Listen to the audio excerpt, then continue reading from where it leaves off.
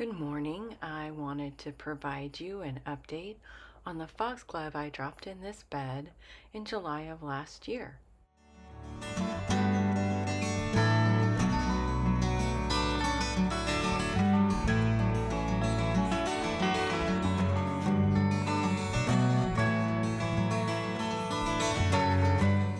The foxglove I transplanted around the yard is looking really nice. I have various spots where the foxglove is growing.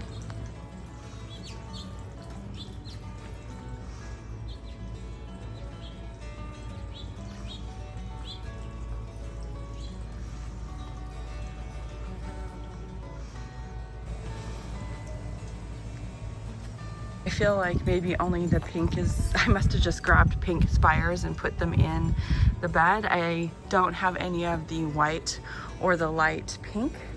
This particular spot is pretty shady, so they're not as tall and healthy. The canopy on this tree needs to be lifted. I have already had the canopy lifted once this year, but we got some rain that weighed down the limbs and now they're drooping again. So I'm gonna remove some to let more airflow and light down to the plants below.